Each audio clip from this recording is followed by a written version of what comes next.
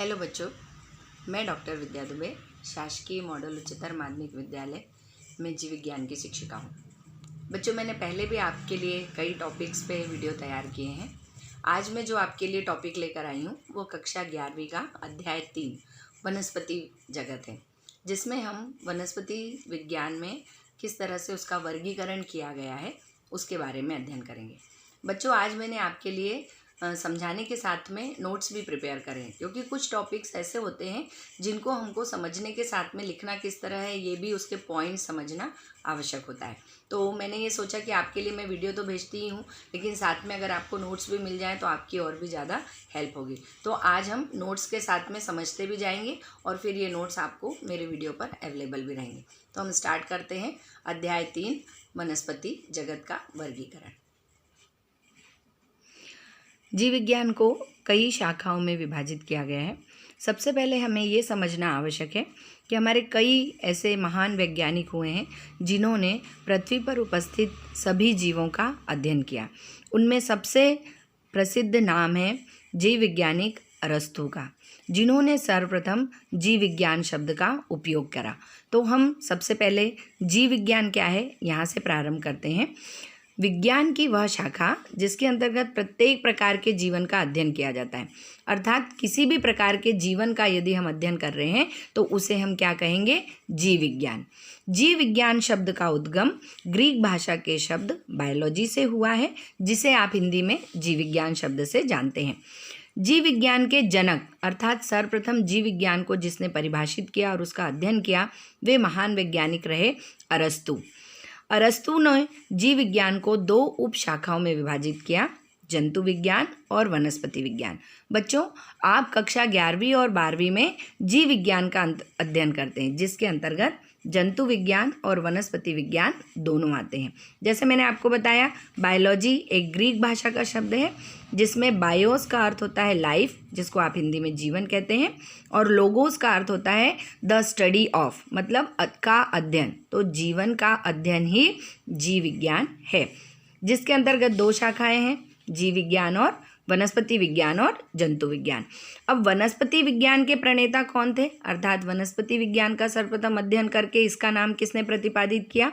तो अरस्तू के ही शिष्य थियोफ्रास्टस, जो खुद भी स्वयं भी एक महान वैज्ञानिक थे, इन्होंने वनस्पति विज्ञान की शुरुआत करी और इन्होंने ही इसका नाम भी दिया। इसलिए थियोफ्रास्टस को वनस्पति विज्ञान का जनक भी कहते हैं।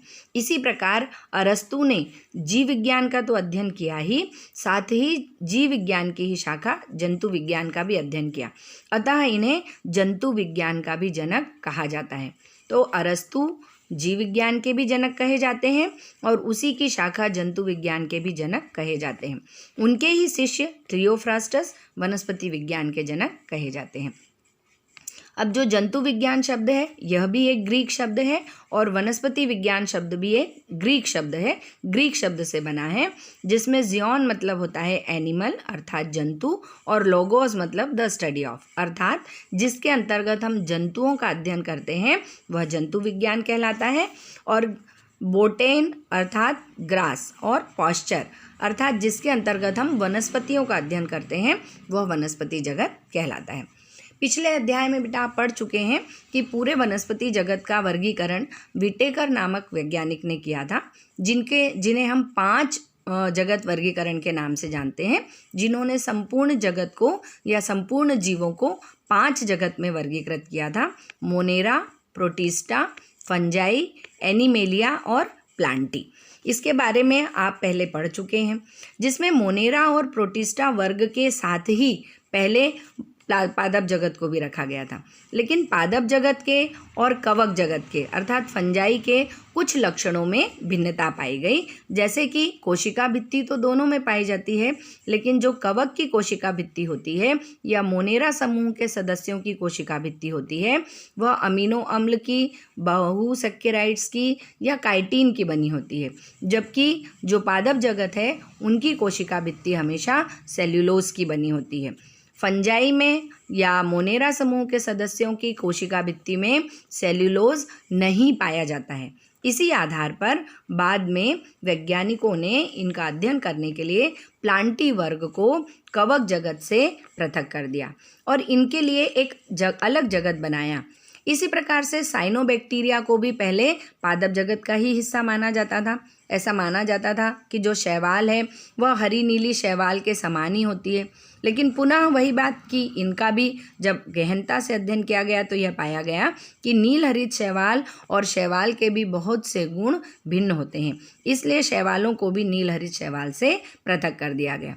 यहाँ तक के वर्गीकरण के अध्ययन के पश्चात नया युग प्रारंभ हुआ जिसमें कई महान वैज्ञानिकों ने अपना योगदान दिया और वनस्पति जगत का वर्गीकरण व्यवस्थित रूप से प्रतिपादित किया। पादप जगत का वर्गीकरण फिर अलग अलग वैज्ञानिकों ने अध्ययन किया। इसमें सबसे महान वैज्ञानिक जिनका नाम हम याद करते हैं वो हैं कैरोलस लीनियस। ये महान वैज्ञानिक जिन्होंने 2 पुस्तकें भी लिखी। पहली पुस्तक का नाम था सिस्टेमा नेचुरी जो 1753 में हुई और स्पीशीज प्लांटेरम। दोनों पुस्तकों में उन्होंने अपने पौधों के वर्गीकरण के बारे में बताया। ये स्वीडिश वैज्ञानिक थे। बाद में इन्हीं के अध्ययन को और आगे बढ़ाया गया। इनका जो वर्गीकरण था, जो इन्होंने पादप जगत का वर्गीकरण दिया था, वो कृत्रिम वर्गीकरण था, अर्थात इन्होंने केवल कुछ ही लक्षणों के आधार पर पादप जगत का वर्गीकरण किया था। पादपों का नामकरण करने के लिए द्विनाम पद्धति के प्रणेता भी यही थे, इसीलिए इन्हें वर्गीकी का जनक भी कहा जाता है। जनक का अर्थात क्या मतलब हुआ बेटा यहाँ पर कि ऐसे वैज्ञानिक जिन्होंने उसकी नींव रखी। इसके बाद और भी कई महान वैज्ञानिक हुए जिन्होंने वर्गीकरण में अपना योगदान दिया, पौधों का अध्ययन किया। उनमें थे कैंडोले, बेंथम हुकर, हचिनसन, क्रॉनक्विस्ट। इन्होंने भी वर्गीकरण में अपना योगदान दिया। कैंडोले का वर्गीकरण प्राकृतिक वर्गीकरण था, जबकि क्रॉनक्विस्ट का वर्गीकरण जाति वृत्ति वर्गीकरण पर आधारित था। पुराने समय में या पुरानी शताब्दी में जो भी वर्गीकरण किए गए उनमें कुछ लक्षणों को कंसीडर किया गया, जैसे या तो उनके आवास के आधार पर या आकारिकी के आधार पर, अर्थात बाहर से दिखाई देने वाले लक्षणों के आधार पर या लैंगिक लक्षणों के आधार पर, किसी न किसी गुणों के आधार पर ये सभी वर्गीकरण प्रतिपादित किए गए थे। लेकिन मॉडर्न जो वर्गीकरण, मतलब आज भी हम जिनके वर्गीकरण को फॉलो करते हैं वो है बेंथम एंड हुकर का, और लीनियस के द्विनामकरण पद्धति को हम आज भी मानते हैं। आजकल जो वर्गीकरण दिया जाता है या जो हमारे महान वर्गीकीविद हैं उन्होंने कोशिकीय जगत को वर्गीकृत करने के लिए और भी कई सूचनाओं को इसमें सम्मिलित कर लिया है। अर्थात अब कोशिका का अध्ययन हम क्रोमोसोम स्तर पर, गुणसूत्र के स्तर पर, उसके रासायनिक स्तर पर भी कर सकते हैं। इसलिए आज हम और भी सटीक वर्गीकरण दे पाते हैं। इसलिए वर्गीकरण कभी भी स्थायी नहीं होता है, उसे हमेशा समय समय पर बीच बीच में पुनः अध्ययन करके जो भी आवश्यक नीतियाँ उसमें परिवर्तित करने की होती हैं उन्हें समय समय पर किया जाता है। तो इस तरह से पादप जगत का जो वर्गीकरण है उसमें महान वैज्ञानिकों के नाम हमें ध्यान रखना है। यहाँ से जो हमारे प्रश्न बनेंगे कि कैरोलस लीनियस की कौन कौन सी पुस्तकें थी जिसमें उन्होंने अपना वर्गीकरण प्रेषित किया था, प्रकाशित किया था, इनका वर्गीकरण का प्रकार क्या था, प्राकृतिक वर्गीकरण किसने दिया था, जाति वृत्ति वर्गीकरण किसने दिया था। अब हम देखते हैं पादप जगत को हमने कितने भागों में बांटा है। अर्थात विट्टेकर का जो प्लांटी जगत है या लीनियस का जो वनस्पति जगत है, एक ही बात है। उन्होंने किस तरह से वनस्पति जगत को वर्गीकृत किया है, अब हम उसका अध्ययन करते हैं। उन्होंने वनस्पति जगत को निम्न समूहों में बांटा है। पहला शैवाल, ब्रायोफाइटा, टेरिडोफाइटा, जिम्नोस्पर्म जिसे आप अनावृत बीजी भी कहते हैं तथा एंजियोस्पर्म जिसे आवृत बीजी भी कहा जाता है। ये वर्गीकरण पादपों का उनके लक्षणों के आधार पर, उनके आवास स्थान के आधार पर, उनमें पाई जाने वाली प्रजनन विधियों के आधार पर तथा उनके पादप शरीर की संरचना के आधार पर किया गया है। तो आपके अध्याय में इन सभी का अध्ययन, इन सभी के लक्षणों का अध्ययन है। तो सर्वप्रथम हम लेते हैं शैवाल, कि शैवाल में कौन कौन से लक्षण पाए जाते हैं, हम कैसे पहचान सकते हैं कि शैवाल एक पादप है या एक वनस्पति जगत का सदस्य है। शैवाल मुख्यतः निम्न लक्षण हमें उसमें देखने के लिए मिलते हैं। सबसे पहले हम समझें कि शैवाल शब्द कहाँ से आया है। तो यह एक लैटिन शब्द से बना है जिसका अर्थ होता है सी वीड्स, अर्थात समुद्री खरपतवार। विज्ञान की जिस शाखा के अंतर्गत शैवाल का अध्ययन किया जाता है उसे फाइकोलॉजी कहते हैं। और सर्वप्रथम इस शब्द का उपयोग भी लिनियस नामक वैज्ञानिक ने किया था। शैवाल को हम वनस्पति जगत के जिस समूह के अंतर्गत रखते हैं उसे कहते हैं थैलोफाइटा। थैलोफाइटा का अर्थ होता है थैलस के समान शरीर, अर्थात जिनका पादप शरीर या मुख्य पादप शरीर थैलस के समान होता है। अब थैलस अर्थात क्या कि इनके पादप शरीर में जड़, तना और पत्ती ये तीनों संरचनाएं अनुपस्थित होती हैं। कैसे हम पहचानेंगे शैवाल? ये मुख्यतः आपको जल में ही मिलेंगे, अर्थात इनका आवास कैसा है? जलीय।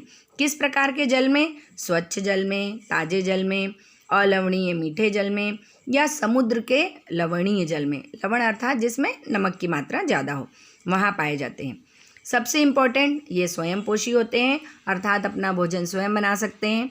आप सभी जानते हैं बच्चों, जो भी स्वयं पोषी होते हैं उनमें कौन सा उनमें कौन सा वर्णक पाया जाएगा? क्लोरोफिल। बिल्कुल सही। तो इनमें क्लोरोफिल या क्लोरोप्लास्ट पाया जाता है, इसीलिए ये स्वयं पोषी होते हैं। इनमें क्लोरोफिल भी अलग अलग प्रकार का होता है, chlorophyll a, b, c, D. इसके अलावा अन्य वर्णक जैसे कैरोटीन, जेंथोफिल, फ्यूकोजेंथिन, फाइकोसाइनिन, फाइकोइरिथ्रिन भी पाए जाते हैं। फिर इनका पादप शरीर एक कोशिकीय, बहुकोशिकीय, तंतुमय या शाखित तंतु के रूप में हो सकता है। एक कोशिकी में भी मंडल कोशिकी, मंडल अर्थात कई कोशिकाएं मिलकर समूह में रहती हैं, तो उसे हम मंडल कहते हैं। होती वे एक कोशिकी ही हैं, लेकिन साथ में रहने के कारण उसे हम कॉलोनी या मंडल कहते हैं। तो मंडलीय शैवाल या उडोगोनियम जैसे एक शाखित अशाखित तंतु के रूप में यह पाया जाता है।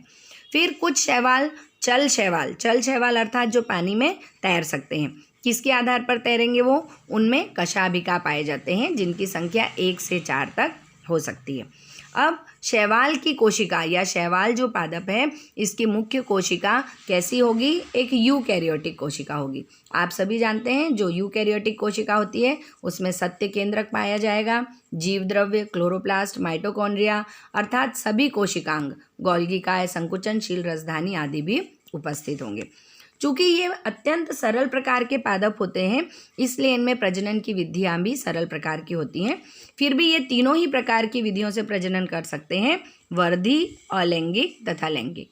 वर्धी प्रजनन अर्थात कायिक प्रजनन, जो कायिक यानी थैलस के द्वारा होता है, जो बिल्कुल सरल प्रकार का विखंडन विधि के द्वारा होता है।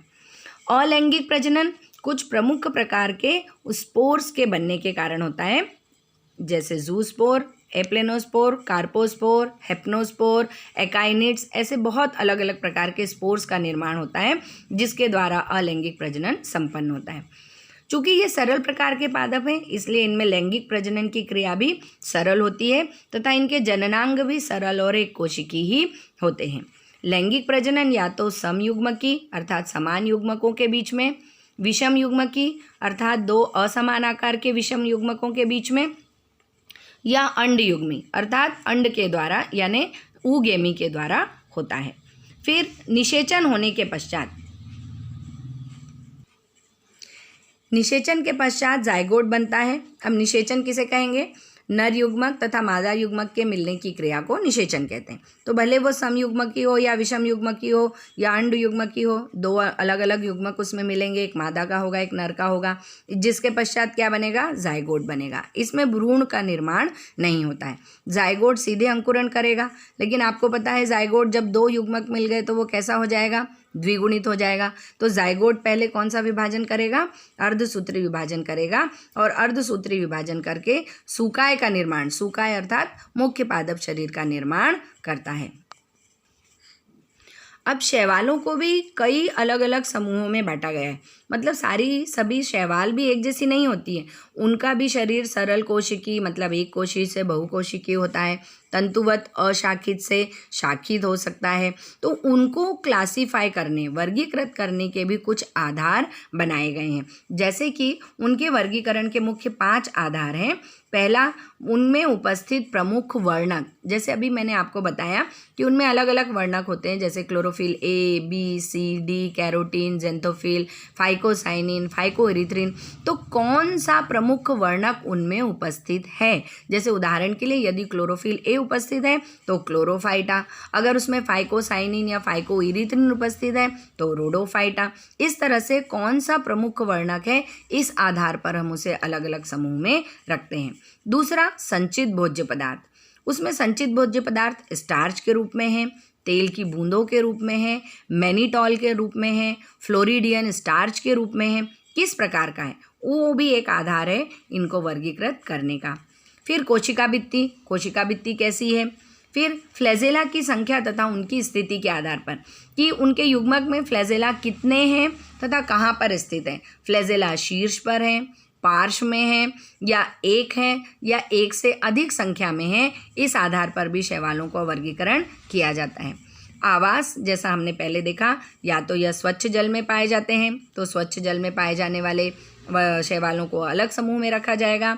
लवणीय जल में पाए जाने वाले, बहते जल में पाए जाने वाले, या अलवणीय अर्थात समुद्र में पाए जाने वाले शैवालों को अलग समूह में रखा जाता है। तो वर्गीकरण का प्रमुख आधार शैवालों का ये मुख्य 5 गुण हैं। प्रमुख वर्णक, संचित भोज्य पदार्थ, कोशिका भित्ति, फ्लैजेला की संख्या, इनकी स्थिति तथा आवास। आपके अध्याय में मुख्यतः 3 समूह दिए गए हैं, क्लोरोफाइटा, रोडोफाइटा और फियोफाइटा, जिसमें अलग अलग प्रकार के वर्णक, संचित भोज्य पदार्थ, उनकी कोशिका भित्ति में उपस्थित रासायनिक पदार्थ, फ्लैजेला की संख्या और आवास के आधार पर उनको विभेदीकृत किया जा सकता है। मुख्यतः शैवालों को हम 6 या 7 समूह में बांटते हैं, जिसमें से सबसे पहला समूह है क्लोरोफाइटा, ज़ेंथोफाइटा, क्राइजोफाइटा, बेस्लेरियोफाइटा, क्रिप्टोफाइटा, डायनोफाइटा, फियोफाइटा और रोडोफाइटा। जैसा कि बच्चों मैंने आपको बताया कि आपके अध्याय में केवल 3 ही समूह के सदस्यों के बारे में बताया गया है, जिसमें पहला क्लोरोफाइसी, जिसे हम हरे शैवालों के नाम से जानते हैं क्योंकि इसमें प्रमुख वर्णक क्लोरोफिल ए और बी होता है। संचित भोजन इनमें स्टार्च के रूप में पाया जाता है। दूसरा समूह जो आपके इसमें दिया गया है फियोफाइसी, जिन्हें भूरे शैवालों के नाम से जाना जाता है। इसमें मुख्य वर्णक होता है क्लोरोफिल ए, सी और फ्यूकोजेंथिन। तीसरा समूह जिसे हम रोडोफाइसी कहते हैं, इसे आप लाल शैवाल के नाम से भी जानते हैं क्योंकि इसके अंदर पाया जाने वाला प्रमुख वर्णक लाल रंग का होता है, जो है फाइकोइरिथ्रिन। इसके अलावा इनमें क्लोरोफिल ए और डी भी पाया जाता है। इनमें संचित भोज्य पदार्थ फ्लोरिडियन स्टार्च होता है। कोशिका भित्ति के बारे में यदि हम देखें तो क्लोरोफाइटा या क्लोरोफाइसी के सदस्यों में कोशिका भित्ति में सेल्यूलोज पाया जाता है। फियोफाइसी में सेल्यूलोज के साथ एल्जिन नामक पदार्थ भी होता है, जबकि रोडोफाइसी की भी कोशिका भित्ति सेल्यूलोज की ही बनी हुई होती है। इसी प्रकार यदि हम आवास की बात करें तो क्लोरोफाइटा के सदस्य हमेशा अलवणीय जल, लवणीय जल, खारे जल, स्वच्छ जल सभी जगह पाए जाते हैं, अर्थात सबसे बड़ा समूह शैवाल का क्लोरोफाइटा ही है और सबसे अधिक विविधता इसके सदस्यों में ही पाई जाती है। दूसरा, यदि हम फियोफाइसी को देखें तो यह मुख्यतः अलवणीय जल में कम पाए जाते हैं, जबकि लवणीय जल में इनकी मात्रा अधिक होती है। और रोडोफाइसी के सदस्य अधिकतर अलवणीय जल अर्थात समुद्र के पानी में पाए जाते हैं। इस प्रकार से जो लक्षण मैंने आपको बताए, उन लक्षणों के आधार पर शैवालों का वर्गीकरण किया जाता है। जो मैंने आपको समूह बताए जैसे क्लोरोफाइटा, ज़ेंथोफाइटा, रोडोफाइटा, फियोफाइटा, इसके सदस्यों में अलग अलग लक्षण पाए जाते हैं। अब मैंने यहाँ पर आपके लिए कुछ शैवालों को दर्शाने वाले चित्र भी बनाए हैं, जिससे मैं आपको समझा सकूं कि एक कोशिकी अगर शैवाल होगी तो वो कैसी दिखेगी, या अगर मंडलीय शैवाल है तो कैसी होगी, और यदि तंतुवत शैवाल है तो उसकी संरचना कैसी होगी। पहले आप एक कोशिकीय शैवाल को देखिए सिर्फ इसकी एक कोशिका है जिसमें आगे चलन के लिए कशाभिका है, अर्थात इसका शुकाय या पादप शरीर कैसा होगा, चलने वाला, मतलब तैर सकता है क्योंकि इसमें कशाभिका है। फिर आप इसमें देखिए जड़ तना पत्ती कहीं भी नहीं है। ये पादप काय जो इस तरह की हम संरचना बनाते हैं, इसी को सूकाय या थैलस कहते हैं, इसीलिए इनको थैलोफाइटा समूह में रखा गया है। संकुचनशील रसधानी पाई जाती है, केंद्रक होता है, क्लोरोप्लास्ट है और इनमें एक विशेष संरचना पाई जाती है जिसे हम पायरिनॉइड कहते हैं। ये एक कोशिकीय शैवाल है, उदाहरण क्लेमाइडोमोनास। जैसे मैंने आपको बताया कि कुछ शैवाल मंडलीय शैवाल कहलाते हैं, अर्थात वो होते तो एक कोशिकीय ही हैं लेकिन समूह बनाकर रहते हैं। इसका सबसे अच्छा उदाहरण है वॉलवॉक्स। मंडलीय शैवाल में भी दो प्रकार के मंडल हो सकते हैं, चल मंडल या अचल मंडल। चल मंडल अर्थात जिसमें कशाभिका उपस्थित है तो इनका मंडल चल सकता है, मतलब तैर सकता है पानी में, और यदि अचल होंगे तो केवल ये पानी के बहाव के साथ बह सकते हैं, स्वयं तैर नहीं सकते। चल मंडल का सबसे अच्छा उदाहरण है वॉलवॉक्स, जिसमें कि कई कोशिकाएं मिलकर एक समूह बना लेती हैं तथा आपस में एक म्यूसिलेजिनस परत के द्वारा जुड़ी हुई रहती हैं। यदि हम तंतुवत शैवाल की बात करें तो इसका सबसे अच्छा उदाहरण है उडोगोनियम, जिसमें कई कोशिकाएं आपस में सरल रेखीय क्रम में जुड़ जाती हैं और वे एक तंतुनुमा संरचना बनाती हैं, इसीलिए इसे तंतुवत शैवाल कहते हैं। संपूर्ण तंतु यदि हमें दिखाई दे रहा है तो उसकी क्या पहचान होगी? उसमें आपको एक शीर्ष कोशिका दिखाई देगी, एक आधार कोशिका दिखाई देगी। जैसा मैंने आपको बताया कि शैवाल कैसे होते हैं, यूकेरियोटिक कोशिका वाले होते हैं, तो इनमें सभी में केंद्रक, क्लोरोप्लास्ट, कोशिका भित्ति, कोशिका झिल्ली सभी संरचनाएं पाई जाएंगी। केवल आधार कोशिका में केंद्रक या अन्य संरचनाएं अनुपस्थित होती हैं। तो इस प्रकार एक कोशिकीय, मंडल, तंतुवत या तंतुवत शाखित अलग अलग प्रकार की शैवाल पाई जाती हैं। इसके कई उदाहरण हैं, क्लेमाइडोमोनास, वॉलवॉक्स, उडोगोनियम, वाउकेरिया, एक्टोकार्पस, इस तरह से। तो बच्चों, आज मैंने आपको मुख्यतः शैवाल के लक्षण समझाए जो कि आपको समझ में आ गए होंगे। धन्यवाद। तो बच्चों, आज हमने वनस्पति जगत के केवल एक पार्ट को कवर किया, जिसमें कि हमने शैवाल के लक्षणों का अध्ययन किया है। इसके साथ ही आपको नोट्स की PDF की लिंक भी इसी वीडियो के साथ मिल जाएगी, जिसमें आपको इसके नोट्स मिल जाएंगे। इसका जो अगला पार्ट है वो हम अगले वीडियो में कवर करेंगे। मेरे वीडियो को आप लाइक ज़रूर करें, शेयर करें और कमेंट्स करना ना भूलें। और इसके अलावा यदि आपको और कोई चैप्टर पढ़ना हो तो वो भी कमेंट बॉक्स में ज़रूर लिखें। धन्यवाद।